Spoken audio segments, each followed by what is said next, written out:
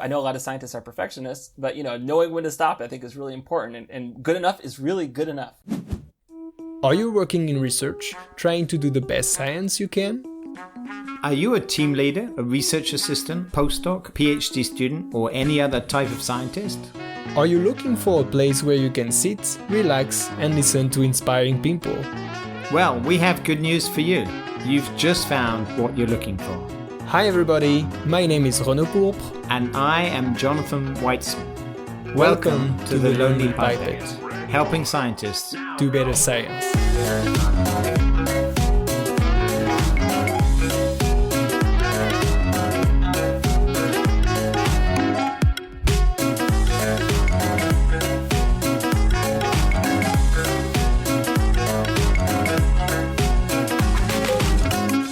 My name is Maxim Greenberg. You can call me Max. I work on DNA methylation at Institut Jacques in Paris, and I am curious to share my tips with the Lonely Pipette.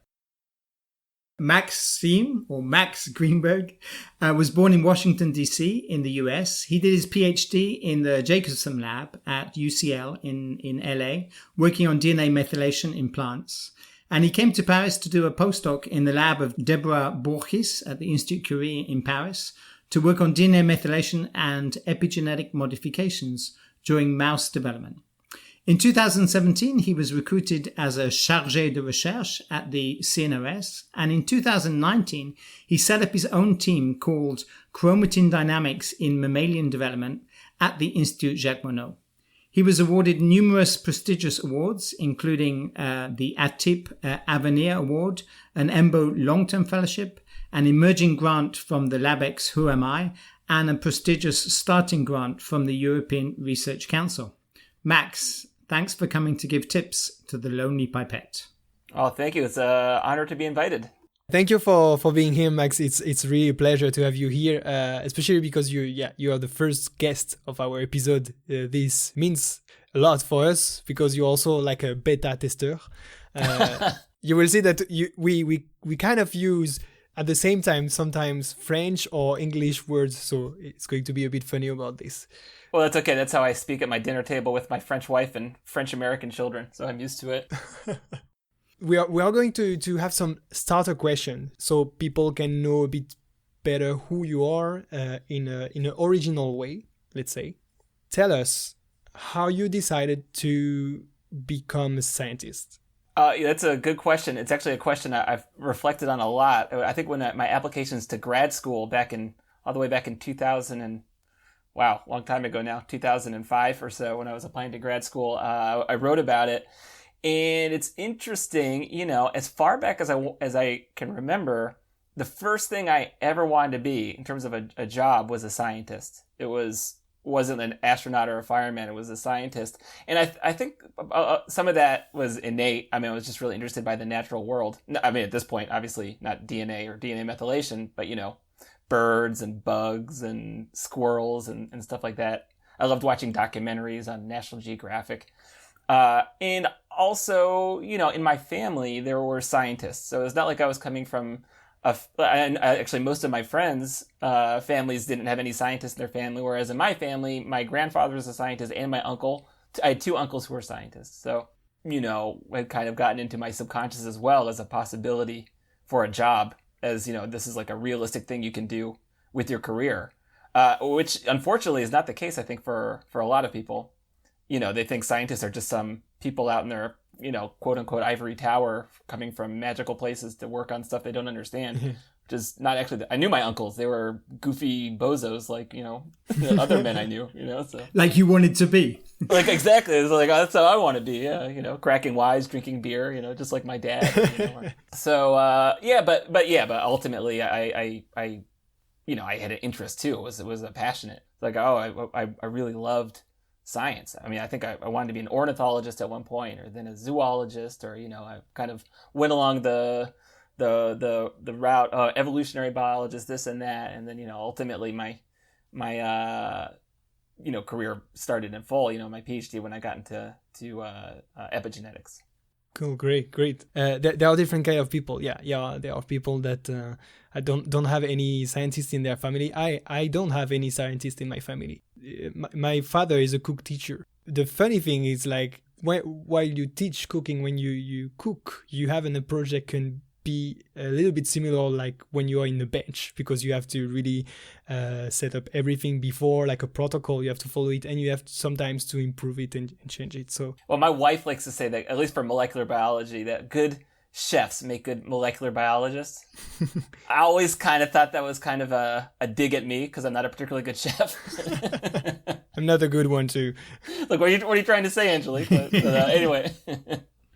No, but I think there's something to it. Something about like starting with basic ingredients and making something tangible at the end, following recipes, and Were you the type of child that received a microscope from their parents or uncles or family at some point? Yeah, or another tools? I don't know. Yeah. No. We did. I mean, my parents were, my uncles were scientists and my grandfather. My parents were not scientifically inclined at all. On the other hand, they were incredibly supportive.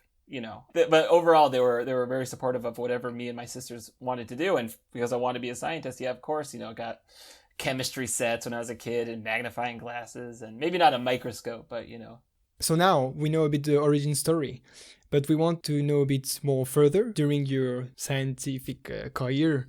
If you did ever consider leaving science, where there were moments, can you think of a time when you had a lot of troubles and it was quite complicated for you? I would say the only time, the closest I ever got to not wanting to do science was when I started university. So that's already maybe like earlier than you're even thinking about. When I thought for like, I don't know, a minute, oh, maybe I'll be a medical doctor. Because I was like, oh, I like biology and I take biology classes and I'll just be a doctor. And then it didn't take me very long to realize, like, I was interested in the biology. Why don't I become a biologist? Like, I like humans, I'm not like a misanthrope, but it wasn't my passion to go and heal people or, cut somebody open and, repair an artery. That wasn't something that I had, some kind of passion for. What I liked was understanding, okay, well, how does blood flow through the circulatory system? Learning about that was more interesting to me than, not that being a doctor would be a perfectly honorable profession, of course, but no, for me. And that was just like a little blip. But later, when I was a postdoc, and all of a sudden you get to that point in your career where you're like, well, what happens if this doesn't work out? Which is, I think, a very common anxiety among postdocs. So we're going to come to that because we want to explore that moment. But before, maybe just tell what are the steps that brought you? So you're born in the States, you do your PhD in California. Yeah. How did you end up in France? How did that happen? I think there are two sides of this story. Like with a lot of scientific paths, one is very personal, my personal life. You fell in love. I fell in love, exactly. So I did the same thing. That's why I'm here. What, with cheese? Or yeah, exactly. The moment I tasted a baguette from a real boulangerie, I was like, I've got to live here in France. So my wife, she was doing her postdoc in Steve Jacobsen's lab. So yeah, as you say, yeah, we felt as there's an article I read in the satirical paper called The Onion in America that said two scientists discover each other. I was like, yeah, so that was kind of our story, like our cheeks slightly brushed while we shared a microscope. No, but we met back in LA, and she told me very early on, before we became a serious couple, that she wanted to move back to France. I mean, she kind of, which I think was actually a very mature thing to do. Before, things got kind of out of hand, and then we had to have a very difficult conversation. She kind of laid it out very early, my family's back in France, and I want to go back to France. And that kind of set the table. It's like, well, okay, well, if we take this seriously, I'm going to try to do a postdoc in France. So how did you choose your postdoc? Because you left, you didn't stay in plant epigenetics. Right? Exactly. So what I really loved was not plants. So I think this is actually something it's funny about people who study plant molecular biology. What I noticed in my lab, at least, which was really a hardcore molecular biology lab, most of the people that ended up studying in plants also, they really loved plants. That was like kind of a common thread. And I include my wife in this as well, and also my boss. He started off kind of on a farm working in agriculture, and then his road led to molecular biology. And Whereas I never really gravitated towards plants. I mean, nothing against plants. I mean, they're a great model. I eat them every day. Yeah, exactly. I love to eat them. Yeah. No, but I'm not much of a gardener. I mean, I see a pretty flower, I'm like, oh yeah, that's nice. I mean, I like plants the way I like art. So for you, Arabidopsis was just a model organism. Exactly. And for what I studied, DNA methylation, it is actually a great model for a number of reasons. I was actually more interested in animals, but what I really wanted to do was stay in epigenetics. That was what really caught me. And when I started my PhD, that wasn't the case. I didn't even know what epigenetics was, and I didn't know like what a histone was. And, histones are the proteins that DNA is wrapped around. And I didn't know what DNA modifications were. But like as I did my PhD, my passion really grew for that, and I really wanted to continue in epigenetics. Did your PhD go well? Yeah, my PhD went quite happy well. Time. Very PhD. I don't want to say this because subsequently I've had children, and but I would say the period of my PhD were like the second half of my PhD. For me, those were absolute golden years. And complaining about PhD is, it's kind of like a universality. You don't have to. But no, you don't have to. Exactly, but it's it sounds like a fashion. Yeah, I mean, I don't know why. People complain about stuff because it's it's easy to, and there's always stuff to complain about, But for me, it was just excellent. I loved what I was doing. I loved the flexibility. I loved the freedom. I loved the intellectual freedom. My boss was one of these guys that was at conferences, getting invited to all the conferences. So he wasn't there a lot, and he was very results oriented. We had our lab meeting, I think twice a year that we had to give, and that was kind of the time you would get to share your results. And I think that was very effective management. At least it worked for him. So how did you choose the Bourc'his lab? So how did I choose the Bourc'his? So I wanted to stay in epigenetics, and more specifically, I wanted to stay in DNA methylation, which is really my field, as I mentioned. What are the DNA methylation labs in France? And more specifically, what are the DNA methylation labs in Paris? Because my wife's best opportunity when she was coming back to France were in Paris. Also, that's where her parents live, or they live in the suburbs.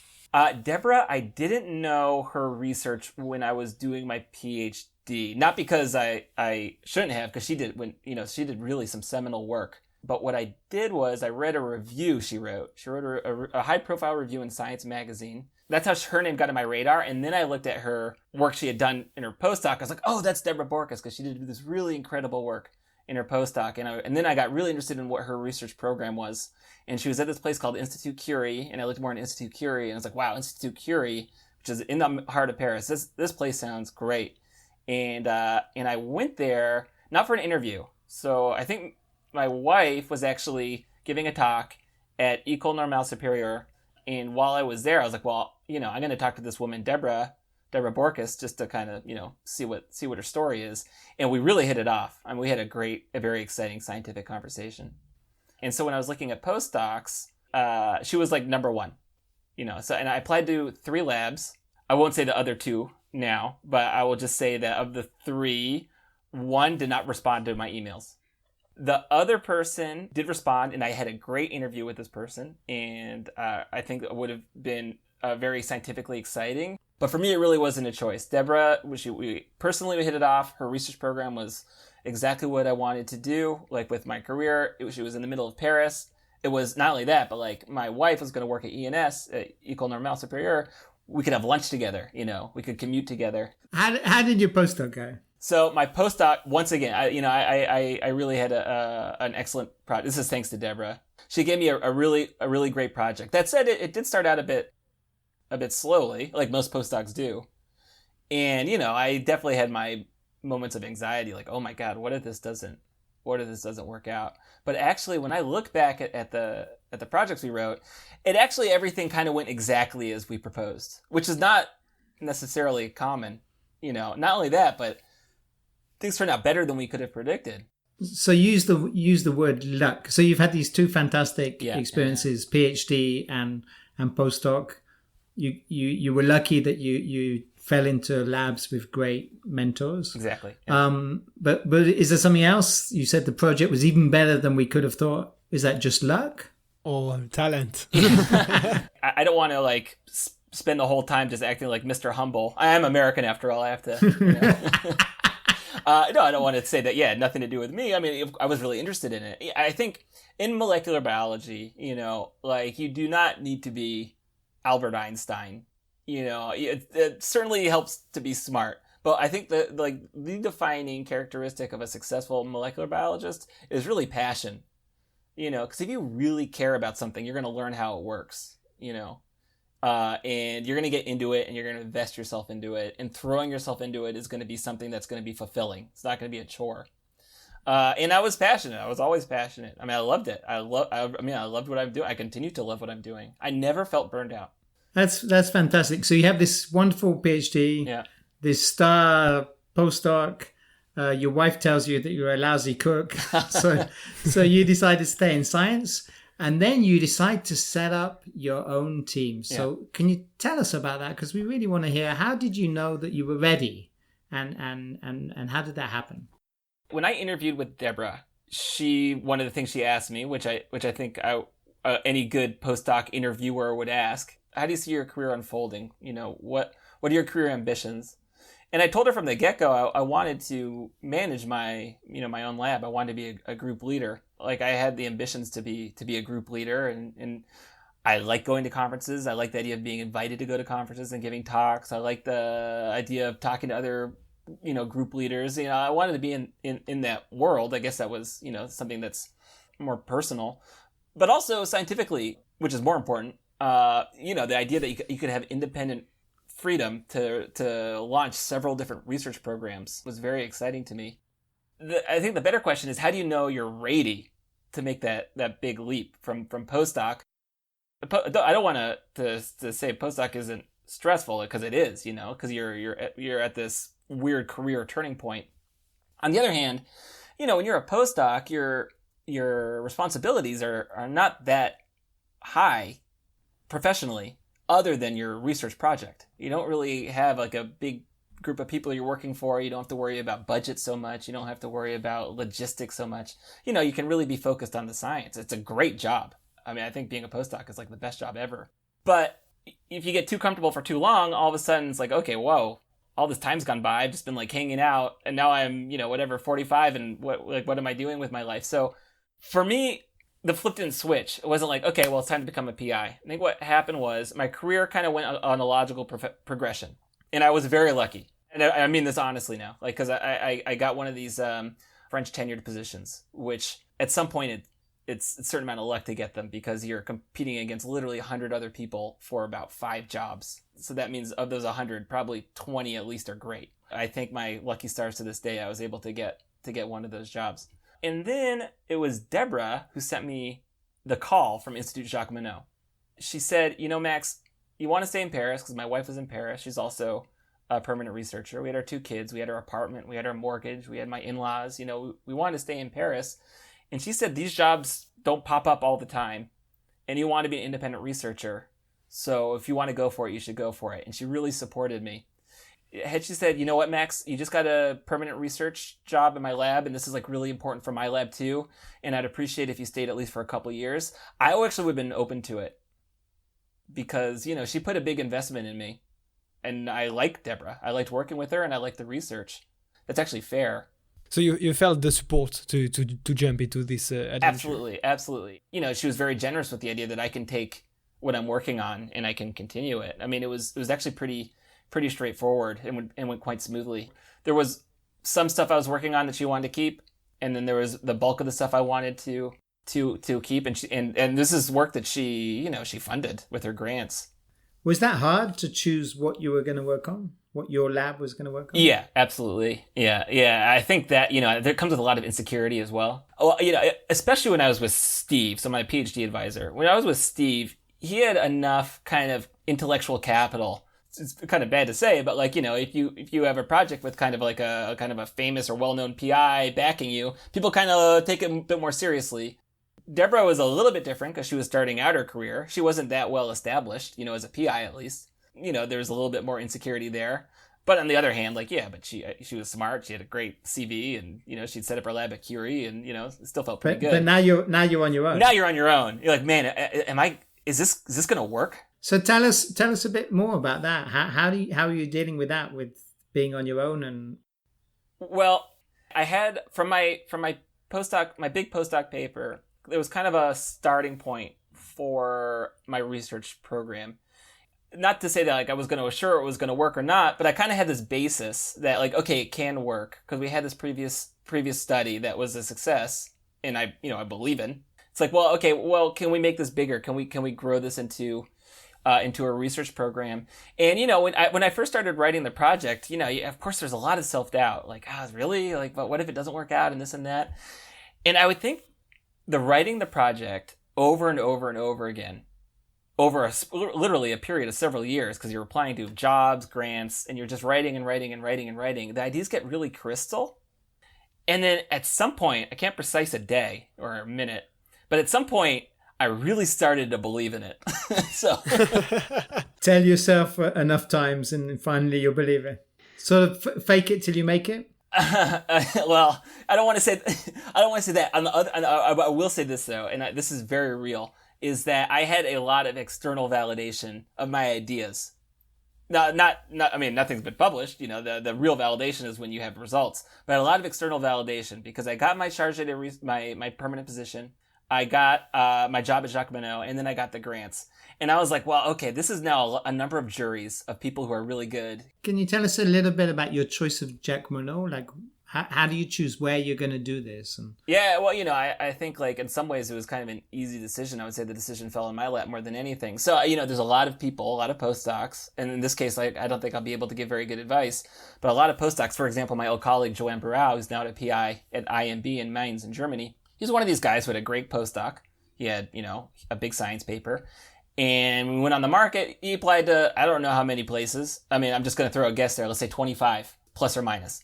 But, I think that's fairly typical. Just like you just cast a big net and you see where you get an interview. And then based on where you get an interview, maybe you get the job, maybe you don't. And then maybe you're left with like 2 or 3 choices, unless you're like a real stud. And so that was his path, and I think that's more typical. Mine, I was like, well, I wanted to stay in Paris, and I had my permanent position. It wouldn't have been as appealing for me to go to Montpellier. I mean, I'd actually think Montpellier would be great. It's a bad example, but you know what I mean. Like we wanted to stay in Paris. When Jacques call occurred, it actually happened simultaneously with a call from a place called the Institut Curie, here in Paris. So I interviewed for both at around the same time, and the decision was made even easier because I got the job at Jacques and I didn't get the job at Cochin. But between the two, and I'm not just saying this because this is where I ended up, between the two, Jacques was my preference. I was really excited about going there. So what I see is like you kept your eyes open on opportunities because you also want what you wanted to do, and you try to make match these opportunities with what you wish for your science and family life. Exactly, and it's not, and it of course, like it's usually not that smooth, and I feel very, I mean, I don't like to use the word blessed because it feels like it's like something external or above that's dealing with it, but I feel very fortunate. Let's say that's a better word. Was there a plan B? If I didn't get the permanent position, this is something that like I have spent a lot of time wondering about what would be my plan B. As you're a lousy cook. Exactly. So like boulangerie, forget about it. I guess I could, but it's like we joke about it, but I do know some biologists who either got disillusioned or didn't work out, and they literally ended up as waiters. So it's a real path. What would I have done? Well, first of all, we were in France, and my wife had a permanent job here. So it would have been tough to uproot us again and leave countries. And even if we did leave countries, where would we go? Would we go back to America? Then she'd be far from her family. It would have been difficult. So it's like, well, okay, we would have stayed in France if we could. Would I have done a second postdoc and gotten into that cycle? That probably would have been the first thing that would have happened, which, is not ideal, and it's too bad. It's tough. It's a real bottleneck. It's a real career bottleneck. You get to the end of the postdoc, and all of a sudden, like, your options become really limited. And one thing you can kind of do is just kind of move laterally and do another postdoc. But the longer you do a postdoc, the harder it is for your career to advance. So it's tricky and it's scary.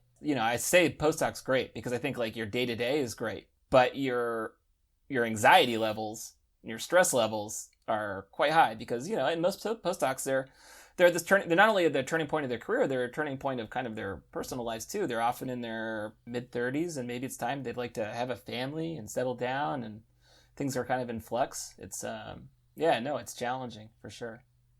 You told us before that being a postdoc and being a team leader, you definitely, it's not the same job, because postdoc for you, like, you can really focus on science, and team leader, you have a lot of things to do. You have to manage the team, you have to manage projects. Did you ever consider taking one of these management course, or have you ever done it, for example? No. First of all, I would like to, and I should, and it's really silly. So I had a great grant from the European Molecular Biology Organization for my postdoc, and one of the things they offered was a free management class that they teach over in Heidelberg, in Germany. And I was like, okay, well, I got to do this. I'm going to do this for sure. Unfortunately, too much time had lapsed since the end of my postdoc, and then all of a sudden it was. I think if you did not have the fellowship, it was something ridiculous, like 5,000 euros to take the course. And I was like, okay, well, I'll do it once I get my grant, so I can at least pay for it. So it's something I still plan on doing.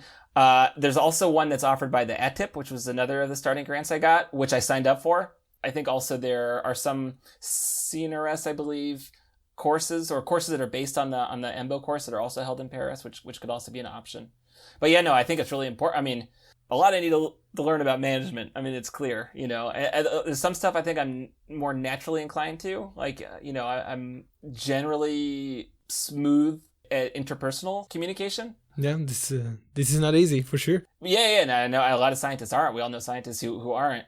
But there's more to it than that. There's also stuff like managing, my budget. That's like something when we have help, we have administrative help, but like how much does it cost to do a year of cell culture? This is something when you're a postdoc, you just don't think about.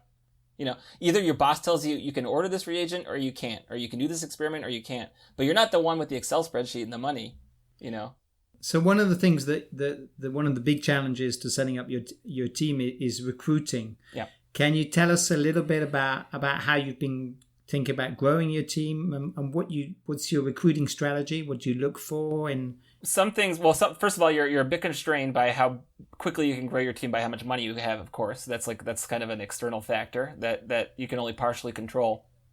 But beyond that, this is just from my personal observations of watching young teams grow too quickly and kind of collapse under their own weight.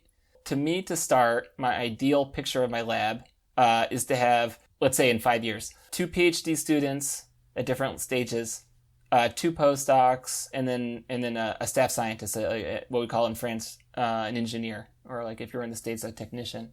So somebody who's really good at the bench. It can also help me with some logistical stuff in the lab, like ordering or organization, stuff like that. Because that way, I won't be overextended, and I can be really focused and provide adequate mentorship while still getting the research program off the ground. Do you have a favorite question that you ask an interview that shows you that the candidate has what you're looking for? I do. Can you tell us what it is? Yeah, let us know. This is spoiler. This is a good question. Yeah, exactly. Yeah. So if you're listening to this and want to apply for my lab, you'll be ready. Don't give the answer. Just give the question. No. I like this question. The question I ask is, Jonathan will like this. What do you think epigenetics is? Don't give the answer now. Don't give the answer now. That is a tricky question. I like this question because there is no right answer. Yeah. And I think it can be a little bit destabilizing if you haven't thought about it so much. Of course, it's a bit different if you ask somebody who's 21 and just did their already coming for an M1. I don't think that's like, I wouldn't have such high expectations. But at least for a postdoc or even an M2 coming in who might thought about it a little bit, what is their idea? Is it really concretely formed? Are they open-minded? Do they have a really strong opinion, or are they unsure, or are they going to try? And the worst is when people try and fake it. So, but I will say this about interviewing. When I was recruiting postdocs, I asked people to send me recommendation letters because I thought that's just what you do. But in the email, I also wrote, or if you'd prefer to just talk by phone, here's my number. So the couple of the people preferred to talk by phone or by Skype or whatever. And those were so much more informative than a rec letter. Yeah. So my personal experience is that I don't ask for a recommendation letter. I send a short number of questions to the person, the referee. And I have had people say, those questions actually, I'm going to send you the recommendation letter that I always send, and then I'm going to answer those questions. And I saw that the questions, if they're well placed, you get a much more truthful answer. So we have had candidates that the recommendation letters looked amazing, But when you saw the answers to the specific questions, then you went back and read between the lines and you realized it That's wasn't the what thing, we're looking at. This is another thing. This is also, I think this is advice for PhD students out there who are applying to postdocs or postdocs who are applying to jobs. You think the most famous person at your institute, the director of your institute, is the best person to write your recommendation letter because people would have known this man or woman. That is not the case. I don't care what the director of your institute thinks about you because he probably barely knows you. And just because it's a famous name, that's meaningless. I would actually prefer to hear about the postdoc who's worked with you than some famous, godlike figure who you've had 4 conversations with over 4 years. I got the range of letters too, and it's true when you have a phone conversation, then you look back at the letters and you're like, oh, okay, well, is this person just being enthusiastic because they don't want to say mean things? Because if you have like we're having right now, you have a phone conversation with somebody and you hear that hesitation in their voice, that really shines through, and you don't get that with a letter. Okay, that's great advice. Maybe we'll take a short break, and after the break, come back to a little bit more questions about the real Max. Okay. Thanks. Let's break. Hey folks, don't run away. You're listening to The Lonely Pipette with Renaud Pourpre and Jonathan Weissman, where our goal is to help scientists do better science. If you're enjoying the show and you want to learn more, you can follow us on Twitter at Lonely Pipette, and please share the podcast with your friends. If you don't want to miss any of our future episodes, you can subscribe to our mailing list and join our community. Click on the subscription link on our Twitter account. It's as simple as that. Take a few moments to get more tips from the Lonely Pipette.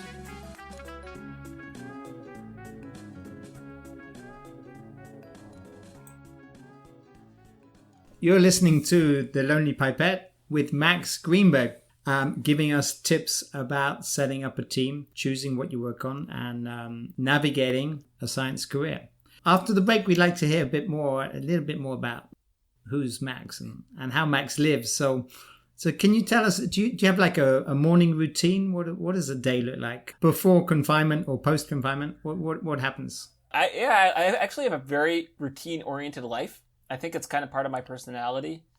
That's actually why, when especially the first week or two of the confinement, I got so disoriented because my routine was broken. But yeah, the way that my day works, I wake up at 6:45 and I just want to have, a half an hour to myself to have a cup of coffee. I read the American news, just to see what's happening in the States. And then after my shower and everything, then I wake up the kids, and then the chaos starts. The chaos. Yeah, there's always something with the kids. So in our family, I'm kind of the morning parent. I think I'm more of a morning person, and kind of okay, let's go. And I'm the one who gets the kids woken up, and then make sure my son's pants are on the right way, and this kind of stuff. And then, so my kids are 6 and 4 for those listening. Between my kids waking up and dropping off at school is always kind of a blur. Just they get dropped off at school. I'm like, what just happened? Because there's always something, some mess, some juice spilled or whatever. And so then I try and get to lab, get there around 9:30. Since I've been a PI, my days are a little bit more varied in what I do, Can you think of something that listeners would be surprised to discover about Max? But by nature, I am a high anxiety person.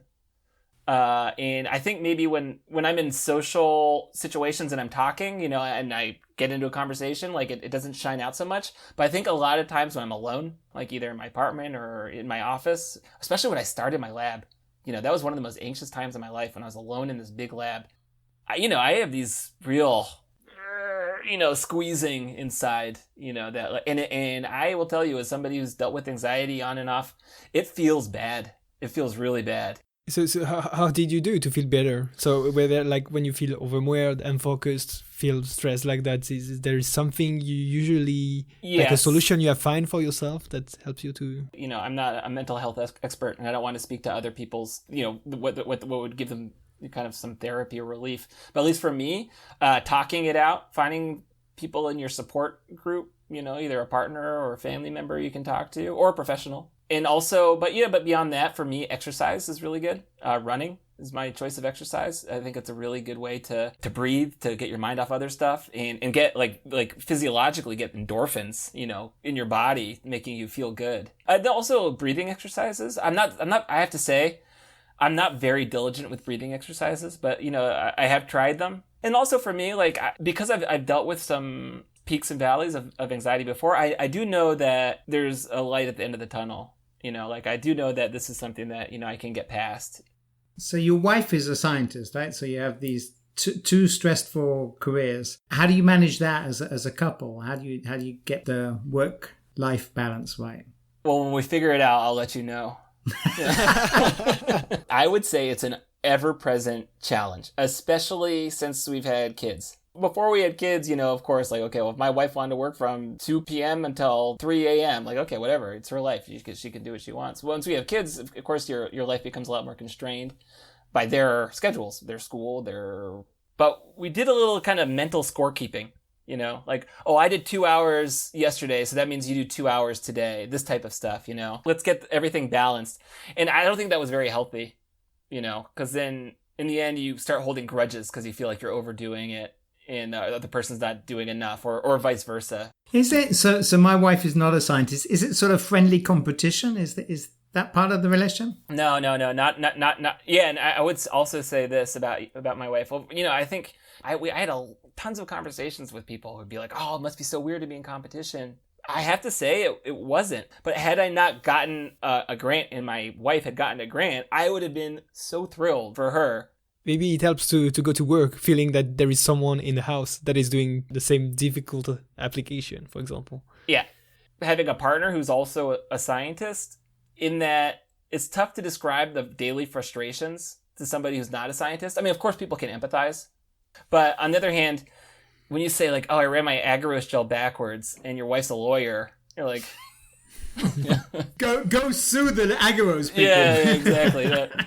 Well, whereas you tell your wife, I made an SDS gel, but I forgot to add the SDS, and I lost all my samples.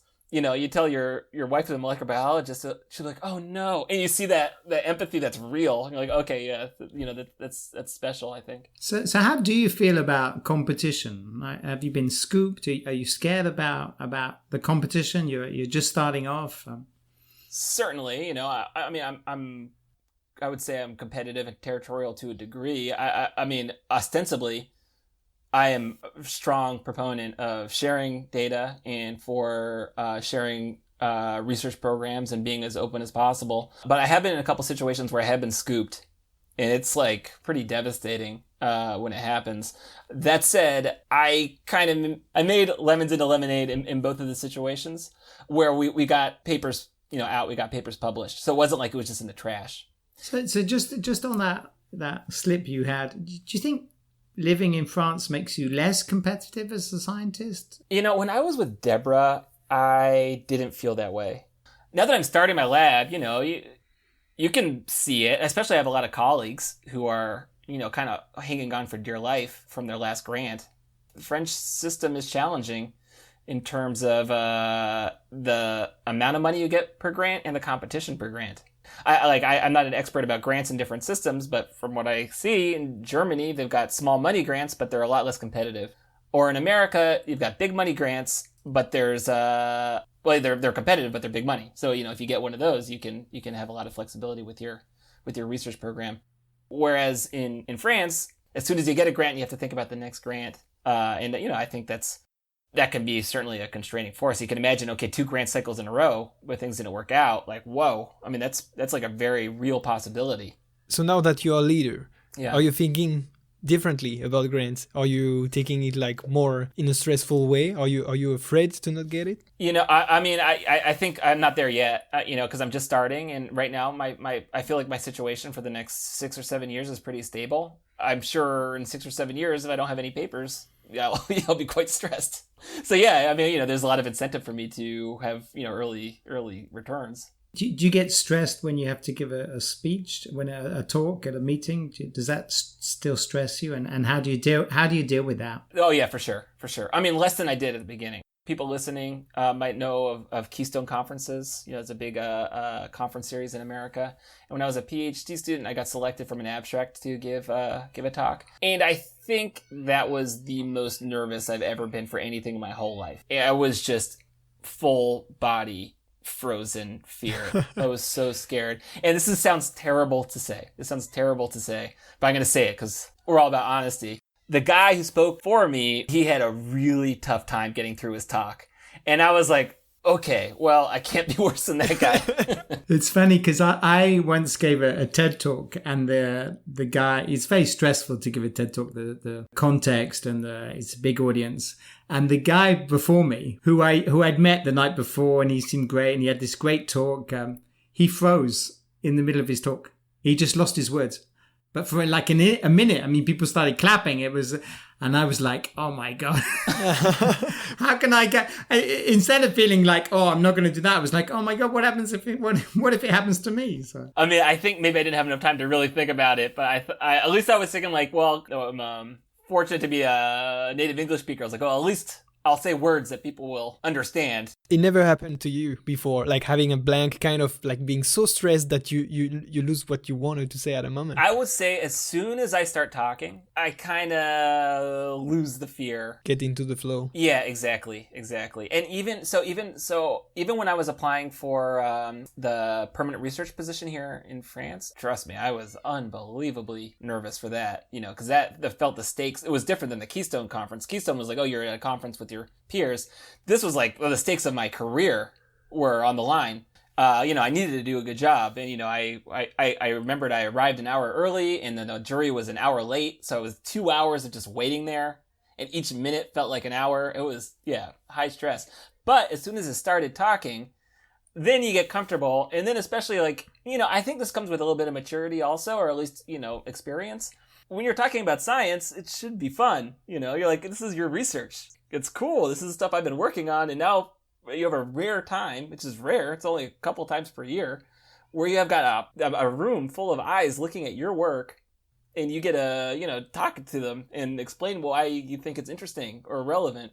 You get to defend your research. You get to talk about why you did these experiments or what you want to do in the future. So I think if you kind of take a positive spin on it, and I tell this actually to thesis students who are so nervous about their defense, if you're really ready to defend your thesis, it's actually pretty fun, especially in France. I think it's quite cool. You can get these people on your jury from all over Europe, who are really brilliant scientists focused on your PhD research. It's pretty cool. You have to enjoy it. Enjoy it. Yeah. Think of the questions as like and most scientists, they're not dragons. They're people like you. They're just older. They like science, and you have a chance to talk science with these people. You wouldn't, necessarily have an easy time to talk with for 3 hours about your research. So take advantage of it. Are you afraid to lead? Were you afraid when you just started it? Is there something that you're really afraid of in your job of team leader right now? Yeah, I think the responsibility, especially for PhD students and postdocs who are on these short contracts to be in your lab, you all of a sudden have a human responsibility to ensure that, their careers can progress. You have a lot of power over their career. You can give them a real crap project or a project that won't turn you, no matter what your intentions are. People can have bad luck, and there's a lot of responsibility from the group leader to make sure that things kind of get on the right path. And I'm something I really want to prioritize, which every group leader should prioritize, is making sure their PhD students come out with a publishable study. Easier said than done. Sometimes stuff just doesn't work out.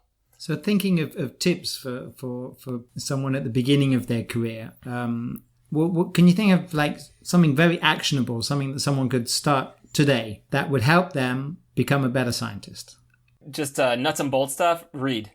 I cannot emphasize this enough. Yeah, I mean it sounds incredibly easy and obvious. I mean, it is so important, and you have this great thing on your desk with access to every paper written, and you can access it at any time. Don't be afraid. Just do it. Just do it. Read when stuff comes out, and there's two types of reading. There's reading, as a French would say, diagonal. Just kind of like read the abstract and maybe the figures and get the idea. And okay, I don't think that's a bad thing necessarily. because you can't read every paper in depth. This gives you a good idea of what people are working on at least. You can, and if you see an experiment, it might catch your eye, and then you can investigate it further. So I do a lot of that, actually. I read a lot of papers au diagonal. We say in English, skimming. On the other hand, you can't do that for every paper, and some papers you really have to read. And when you really read a paper, that takes a couple hours. So I'm going to put you on the spot. Is there a paper that you give to all your students that's really a paper that you think this is what everyone in my lab should read because this really shows the questions in the field, the approaches, apart from your own papers? Yeah, I was going to say. Yeah, I've got a Greenberg et al. 2017. I can tell you my favorite paper, but it's not a paper. Okay, yeah, tell us your favorite paper. There's a Japanese researcher. This is in plant molecular biology. There's a guy named Tetsuji Kakutani. The reason I like his papers is because, I think a lot of the great molecular biologists we see now, they are doing these really high-powered, expensive experiments that involve a lot of sequencing, single-cell sequencing, these crazy methods that are really cool, but, they're not necessarily financially viable or that easy to implement. Whereas Tetsuji, at least, he doesn't publish very often, but when he does publish papers, they're incredibly clever in their design. And so he had a paper, it was a science paper, I want to say from 2004, where he showed for the first time imprinting in plants. And it was so cool, and I was one of these papers that was just like, man, that is like a guy who really thought about science, and he does an experiment, and the experiment worked, and the experiments are so clear. And that's I think also it's kind of like your first girlfriend or the first band you love. This is like the first paper I love, so it still stayed my first. That's great. That's good.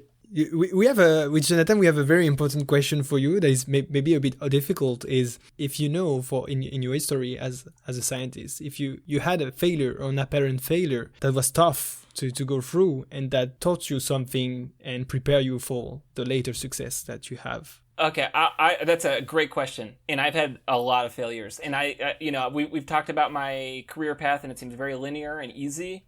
That said, I didn't have a big discovery, let's say, that was, one day to the next, like, oh, okay, this is going to be a Nature paper.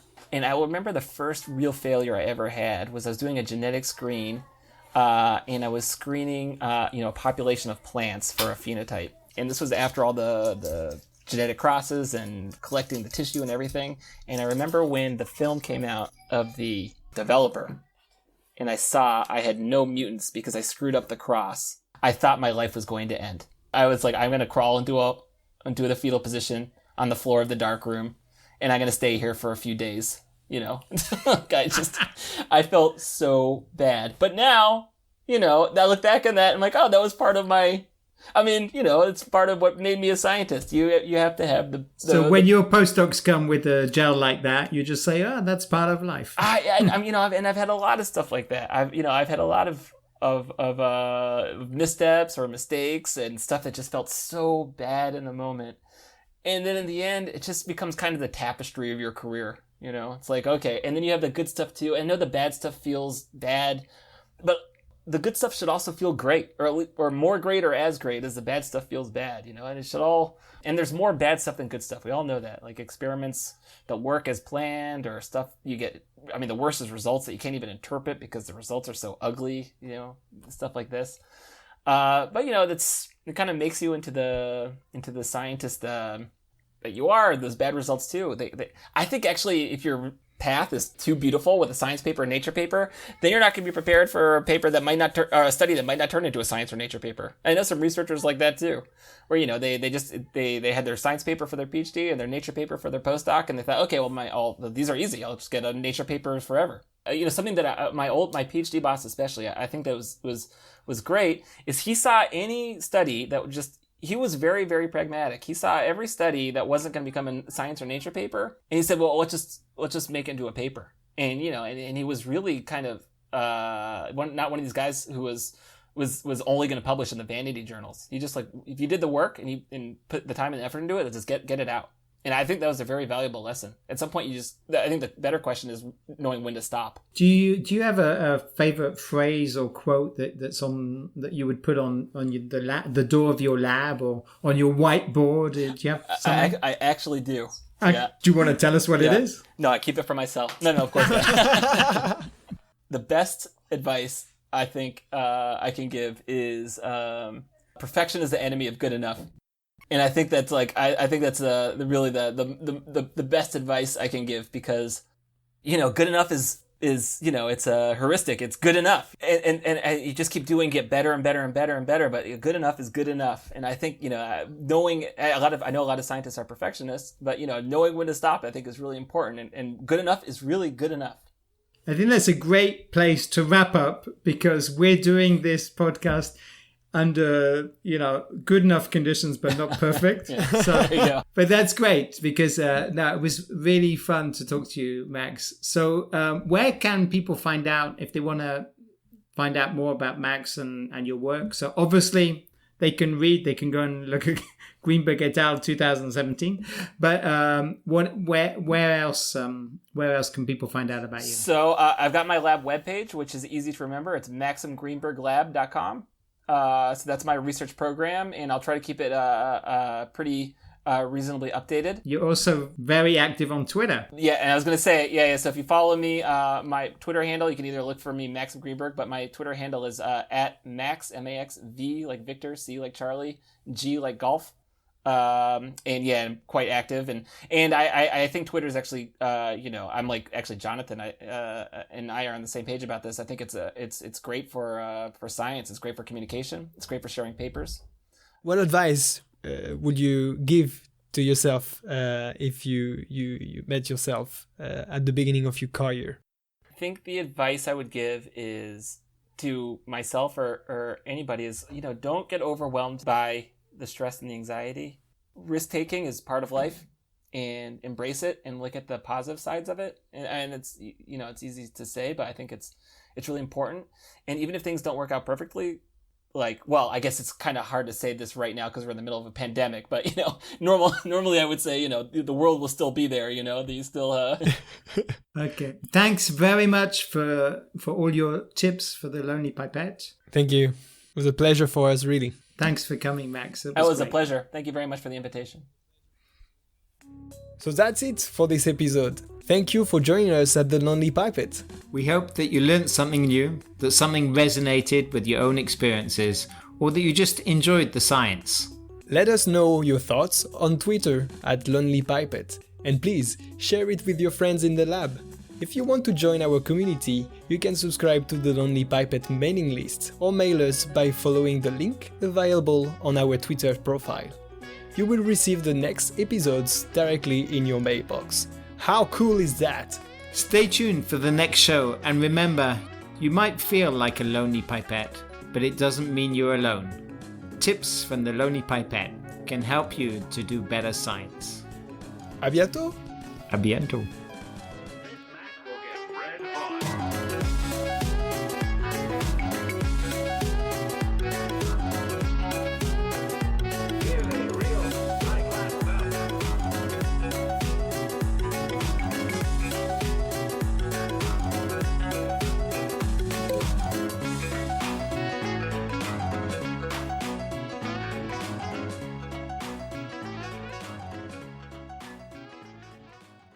Hey guys, one last thing to finish up. If you like the soundtrack of the show, you might want to know who is the artist behind it. The song is called Lovely Swindler by Amaria, a talented French artist who composes electro swing. We are really grateful for allowing us to use it, and if you like it too, the best thing to do is to share it. Thanks again, and see you soon.